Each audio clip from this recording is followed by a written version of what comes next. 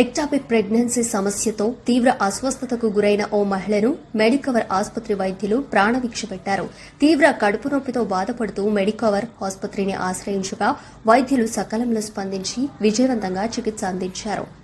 సంగారెడ్డి జిల్లా పట్టంచెరు నియోజకవర్గంలోని పటేల్గూడలో నివాసం ఉంటున్న సరస్వతి తీవ్రమైన కడుపు నొప్పితో మెడికవర్ ఆసుపత్రిలో చేరింది. వైద్యులు హుటాహుటిన సరస్వతి హెల్త్ కండిషన్ తెలుసుకునేందుకు వైద్య పరీక్షలు, అల్ట్రాసౌండ్ తదితర నిర్ధారణ పరీక్షల అనంతరం ఎక్టాపిక్ ప్రెగ్నెన్సీగా గుర్తించారు. పరిస్థితిని సమగ్రంగా పరిశీలించిన గైనకాలజిస్ట్ డాక్టర్ భవ్య ఆధ్వర్యంలో శస్త్రచికిత్స నిర్వహించారు.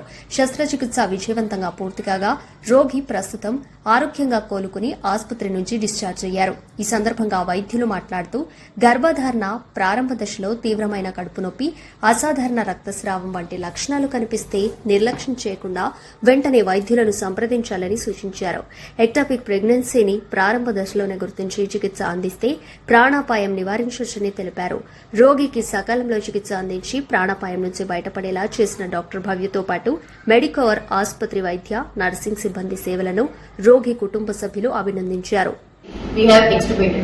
After extubation, her proper hemoglobin count gaani, other investigations chepinchina liver function, kidney function, everything is up to mark. Etvanti complications or sequelae ananta alanti emi lekunda she completely recovered and post operative discharge chesaru.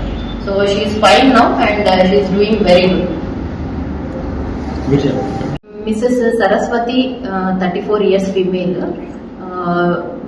ERK, pain abdomen with giddiness and hypotension, అంటే BP అది check చేస్తే 70/40 అనే BP తోటి వచ్చారు night midnight 12:30కి. So patient ని examine చేసినప్పుడు తన కంప్లైంట్స్ ప్రకారంగా తన పీరియడ్ మిస్ అయింది అని, కడుపులో నొప్పి ఆల్మోస్ట్ ఒక 2 hours నుంచి, కళ్ళు తిరగటము అలా ఉండి హాస్పిటల్కి వచ్చారు. ఎగ్జామినేషన్ చేసినప్పుడు తన బీపీ 70/40 అలా రికార్డ్ అయింది. సో ఇమీడియట్ గా బీపీ తక్కువ ఉంది అని చెప్పేసి ఐవీ ఫ్లూయిడ్స్ అది స్టాండ్ బై పెట్టుకున్నాము. బట్ ఐవీ ఫ్లూయిడ్స్ స్టార్ట్ చేసిన తర్వాత కూడా బీపీ ఇంప్రూవ్మెంట్ అనేది ఏమీ లేదు. ఇమీడియట్ గా బ్లడ్ టెస్ట్ చేస్తే యూరిన్ ప్రెగ్నెన్సీ టెస్ట్ పాజిటివ్ రావడం, ఇమీడియట్ గా స్కాన్ చేస్తే రైట్ ట్యూబ్ లో ప్రెగ్నెన్సీ ఉండి రప్చర్ అయిపోవటం అండ్ హిమోపెరిటోనియం అని స్కాన్ రిపోర్ట్ వచ్చింది. దెన్ ఇమీడియట్ గా మనకి దానికి కావాల్సిన బ్లడ్ అరేంజ్మెంట్స్ అవి వెంటనే చేసుకొని తనకి ఐవీ ఫ్లూయిడ్స్ అది స్టార్ట్ చేసిన తర్వాత she had an involuntary body movement, like ఒక ఫిట్ లాగా వచ్చి సడన్ గా ఆ పెయిన్ మూలంగా she started dropping off her BP and pulse rate వచ్చేటప్పటికి 160 టెకికార్డియా ఉంది. అండ్ ఇమీడియట్ గా అలా ఉండేటప్పటికి we have taken the support of CC team and as well as anaesthesia team. Immediate గా ఇంటిబేట్ చేయడం, బ్లడ్ అది రెడీ పెట్టుకోవడం, ఇమీడియట్ గా ఈఆర్ లోనే ఒక 2 pins ఆఫ్ బ్లడ్ ఎక్కించిన తర్వాత మేజర్ సర్జికల్ ప్రొఫైల్ కావాల్సిన సర్జరీకి సంబంధించిన అన్ని ఇన్వెస్టిగేషన్స్ చేసుకొని by the mid night at 2:30 or 3 we have shifted her to OT. In OT, abdomen open చేయగానే there is almost massive hemorrhage, 2 liters వరకు blood clots with chunks. ఇవన్నీ తీసిన తర్వాత there is a right side tube which is ruptured, completely damaged. So immediately we ligated that and అది cauterize చేసి then remove చేసిన తర్వాత other part of the uterus tube and as well as ovary other segments నుంచి ఎక్కడైనా bleeding ఏమైనా ఉందేమో చూసుకొని then immediate wash ఇచ్చి డ్రైన్ పెట్టేసి then we started closing we close the abdomen. But haemodynamical గా తను అన్స్టేబుల్ ఉన్న కండిషన్ మూలం ఏంటి అంటే ఇమీడియట్ గా shifted to ICU and then post operative ఏదైతే బ్లడ్ లాస్ జరిగిందో వాటన్నిటిని మళ్ళీ బ్లడ్ పిన్స్ ఒక 10 pins వరకు ఇవ్వడం జరిగింది నెక్స్ట్ పోస్ట్ ఆపరేటివ్ డే.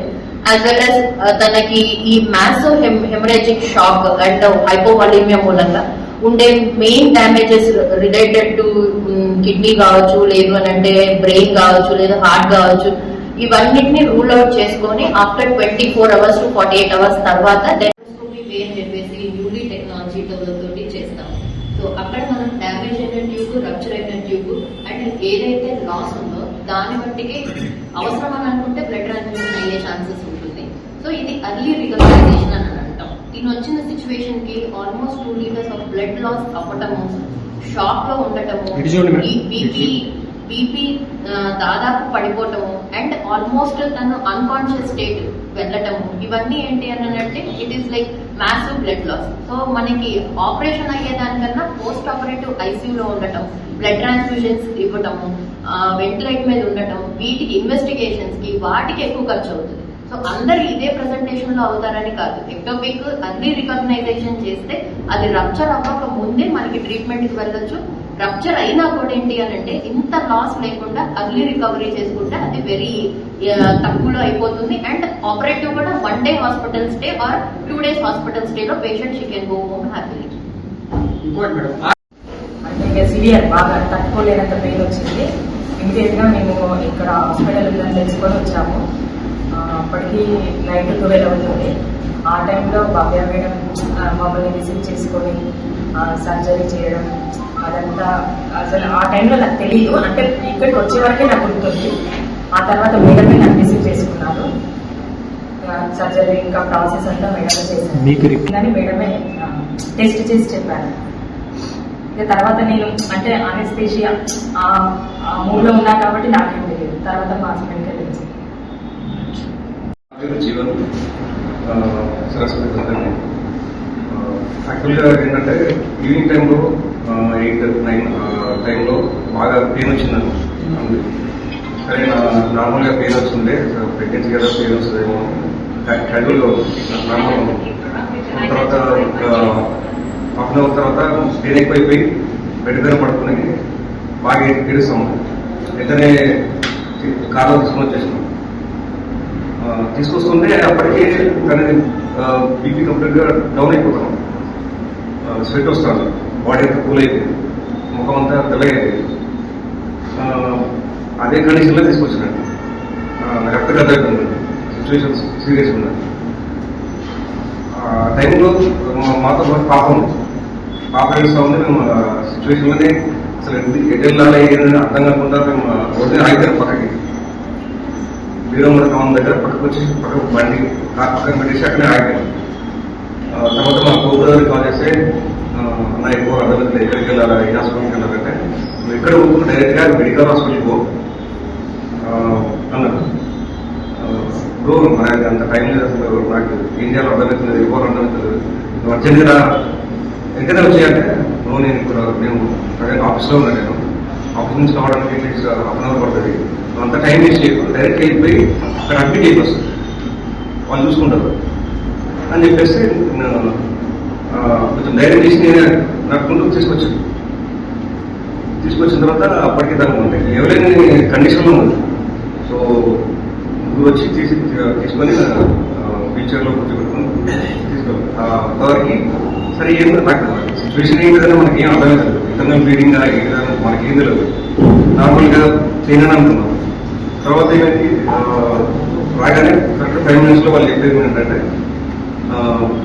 ఏంటి అసలు ప్రాబ్లం ఏంటంటే ఆమె ప్రెగ్నెంట్ ఉన్నట్టుంది అని మేము అంటే సో ట్యూబ్లో రప్చర్ అయి ఉండొచ్చు, ఇంటర్నల్ బ్లీడింగ్ అయి ఉండొచ్చు మేము అనుకుంటున్నాము అని అన్నారు. ఫస్ట్ ఏమన్నారంటే సరే చూద్దాం, తీసుకొచ్చిన తర్వాత అడ్మిట్ చేసిన తర్వాత ఒక 10 to 15 minutes లో బీపీ మళ్ళీ నార్మల్ అయితే రీసెంట్ అయితే చూస్తుంది, మాట్లాడుతుంది, బాగానే ఉంది. మళ్ళీ కాసేపు అయిన తర్వాత హాఫ్ అన్ అవర్ తర్వాత ఇంకా సిచ్యువేషన్ మళ్ళీ డేంజరస్ జోన్లోకి వెళ్ళిపోయింది. ఎలా అంటే మాట్లాడుకోవడం, కానీ మీద ఇట్లా పెట్టడం. అప్పుడు ఏంటంటే వాళ్ళు మేడంతో మాట్లాడారు. సో మేడం ఇలా ఉంది సిచ్యువేషన్ అంటే మేబీ అది ఎక్టోపిక్ ప్రెగ్నెన్సీ అయి ఉండొచ్చు అని మేడం అన్నారు. కన్ఫర్మేషన్ చేసుకొని వెంటనే రేడియాలజీ చేసి స్కానింగ్ చేసేసి కన్ఫర్మేషన్ తీసుకొని వెంటనే ఆపరేషన్ ప్రాసెస్ అంతా స్టార్ట్ చేసేది. సో ఈ ఆపరేషన్కి ముందు మేడం ఇచ్చేసి ఇది యాక్చువల్గా ఇది సిచ్యువేషన్ ఉంది, మేము స్కాన్ చేసాము, ఇది ఓకే అంటే మేము ప్రొసీడ్ అవుతాము అంటే ఓకే అని చెప్పేసి ఆపరేషన్ చేసేసారు. సక్సెస్ అయిపోయింది. కొంచెం రికవరీ అవ్వడానికి కొంచెం టైం పడుతుంది, 2 to 3 days. నార్మల్ మళ్ళా మేల్కో రావడానికి మళ్ళీ 3 days పడుతుంది. తర్వాత సెట్ అయిపోయింది.